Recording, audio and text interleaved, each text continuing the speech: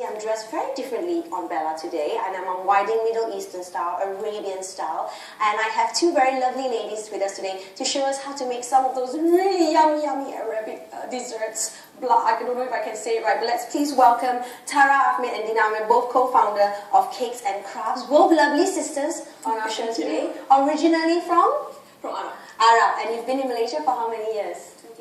25 years. So bahasa pun boleh cakap. Boleh. Semua pun boleh cakap. Cina pun boleh.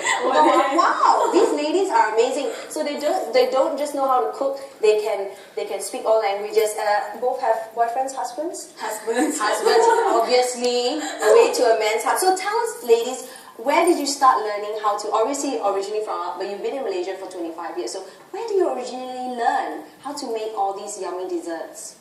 Well, like you said, the way to a man's heart is through his stomach. So from my mom, because she likes to do this. Yeah. Then we learned from our mother-in-law to make our husband happy. So that's both very important combinations there.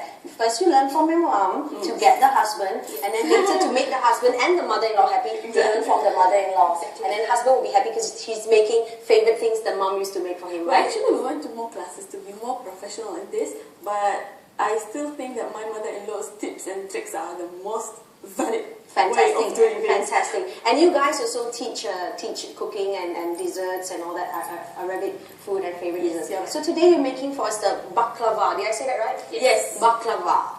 Oh, it's one of the favorite desserts out there, right? One of the most fattening desserts ever. Once in a while, if you've done your workout, it's okay. It's worth it. So tell us a bit about the ingredients. Like, can our ladies do it at home? Is it simple? Is it hard? This is one of the easiest, simplest and shortest way of doing it at home. So ladies can do it, and if you do it 2-3 times, you can do it in half an hour. Half an hour, and then either recapture your husband's love or try and get that husband. Or maybe just for your guests. Or just for your guests. So show us how do we make it? What are the ingredients that we need? Alright, so basically we have nuts, we mix nuts, we have almonds, walnuts, cashew nuts, and the most important is pistachio. Pistachio, so that's important. And it's all crushed up, right? Chopped up. So you chop it yourself and then dump it in. Okay. Then we'll add sugar to that and some rose water. Okay. Right, and then we have the phyllo pastry, which is the most important part. What pastry is it called again? Phyllo pastry. Phyllo pastry, alright. Because it's very thin. Not puff pastry. Not puff. So for this one, you can make it by yourself or you can buy it ready-made as well? No, everybody buys it. But everyone buys it. And where can we buy it from? Any supermarket? Any supermarket. What's the name of it again? Phyllo pastry. Phyllo pastry. Okay, make sure you get the right pastry. Okay. Yeah. So ladies, maybe you can start showing us how do we make this awesome dessert and make all our friends have a nice tummy. Alright. So first we... So Dina will be showing us. Yeah, Okay. Heating up the shortening. Yes. Yes. So we heat up the shortening so that it melts. Although this looks a So bit what is melted, inside there again? this is shortening. Shortening. Yes, shortening, but do not use palm oil shortening that I've seen in ones. No, we use animal fat shortening, Okay, which is more flavorful. And we preheat the oven to 180. 180. Celsius. Okay. And of course, you measure to your pan. Normally, baklawas are done in big pans, but for home use, we only use the smallest pan.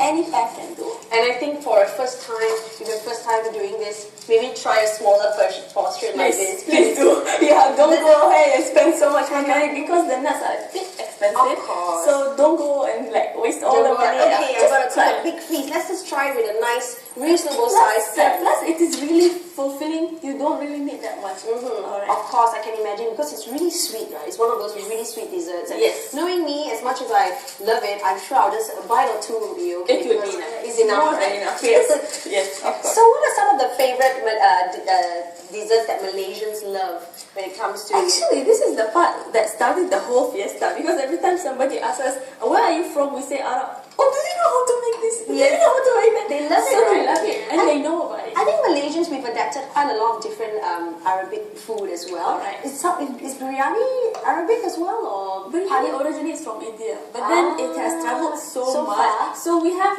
our Arabic biryani, but I mean, it's like, suitable to the ingredients That's that they right. have. So yes, it is Arabic. So now you've added we've already cut the pastry, Yes. and you've added the sugar into the nuts. How much roughly is the ratio that you're using just now?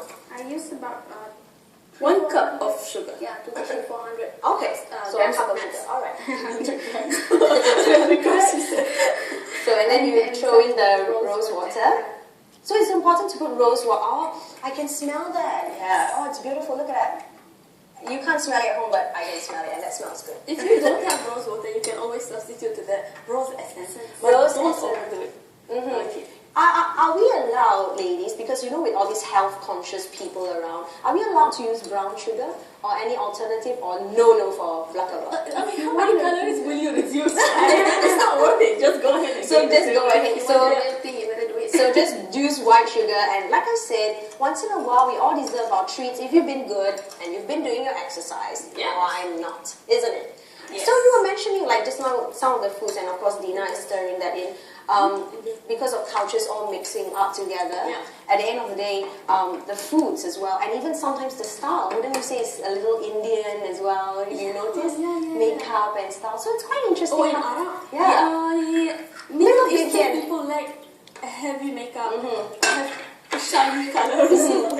She's making some music on the set of Shiny colors. They like lavish a lot of fabric. Yes. And just like the beautiful carpets we saw just now. Yes. It's a mixture of colors actually. Ah, so you just added some egg in there, right? Egg yolk. Egg yolk Yeah, that's only. Only egg yolk. Okay. One egg yolk. Yeah, and after we mix it, we just put the whole thing in. Me and Tara just having a chat while poor Dina does all the hard work, isn't it? But yeah, so it's quite simple. We just use a bowl. No crazy mixture gadgets that we need. So Yes. if you're at home and you don't have any gadgets, you can actually just use... No gadgets. No gadgets at all. Look. So, yeah, you can turn it on. Yeah, so we just, this is the easiest way to make baklava. There's a lot of ways and a lot Yes. of types. Yes. But we find this the Easiest way. And so Everybody far, it can do looks it. quite simple. You know, Yeah. actually baklava is done in Arab in big shops, okay? And that shop is like the whole generation of the family is doing, so it's a secret. Yeah. But still, wives do like to make it at home Of because it's course. more healthy. Maybe you can control the sugar. Maybe you use better.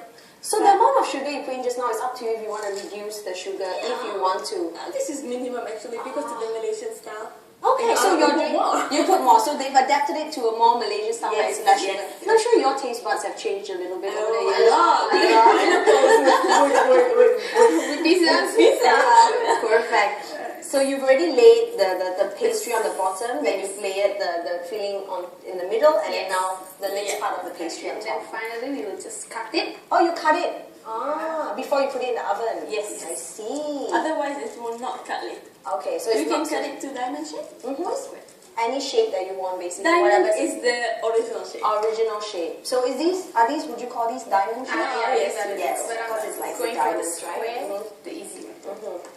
So ladies, if this is your first attempt, don't try and be over adventurous. Let's listen to our experts right here, Tara and Dina, who are showing us. So you have cooking classes as well. So where do people come to the cooking class? Do you have a website? We have a website. It's a Facebook account. It's called Cakes and Crafts. Okay. People do log in. Sometimes we put a schedule, and sometimes people request a class. So it's like, and we have demos from every now and then. That's perfect, just like you're doing here on our set on Bella. Yeah. So once you've cut all that, Yes. what do we do We next? we pour the hot shortening over it. This may seem a lot, but later we are removing it. Oh, Okay. In order for the filler to separate and bake, you have to slather layer by layer. But this is the faster way. so Just ladies, pour I it. love it. You're showing us the fast way of how to Yes, make and a easy black. way. Everybody would have a baklava at the end of the day. Yes. So once you do that, we we'll just pop it into the oven for into the 25 oven. minutes. Okay. So we pop it in. And again, what was the temperature that we? 180. 180. Okay. So let's see. I think we'll put it on, pop it on. So that is one of the favorite desserts. What other favorite desserts are there in the? We have basbousa. Basbousa is a dessert that we'll be showing later. We have mahalabi. We have caramel. How did you say that one? Mahalabi. That's a lot in it, right? Mahalabi. Yeah. Many desserts because Arab people they love the tea time a lot. Yeah, talking about tea time, again, Roxana kind of baklava. Yeah, would you eat it after your dinner? Would you eat it before, or would it be a tea time dessert, or they just eat it anytime? This thing actually is an afternoon to evening.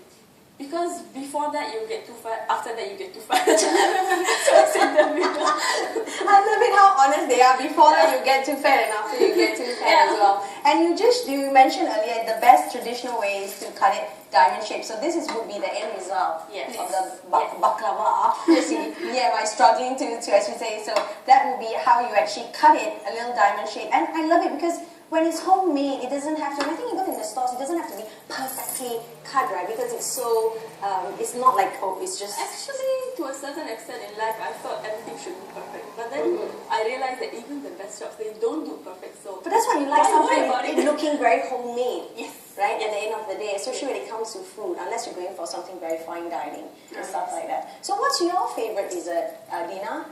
What's your favorite dessert? Oh, sorry. It's the same as well. Yes. Okay, I know we're going very Middle Eastern today, but we just have to ask you as well, being as you've been here for 25 years, what's your favorite Malaysian food and dessert? Nasi lemak. Nasi lemak. I like rendang. Oh, rendang. So much. And you cook all that as well? Yes, yes. So how long, I heard you ladies, you're not just here showing us how to do a demo, you're not just in Malaysia also teaching people how to do certain sort of Arabic foods and all that. You actually have a book coming out. Wow. So tell me a bit about this book. When will it be published? How long has it taken you guys? Because I know coming up with a book is not easy. It is not. Coming up with a book is the publisher approached us, and then when we said we do this, that, then they selected the Arabic cooking format in the market, of course. It's in Bahasa Malaysia. It has about 25 to 30 recipes of nasi and lauk and everything that you can think of, and that everybody can do because the recipes are revised, easy, and the ingredients are 100% from Malaysia.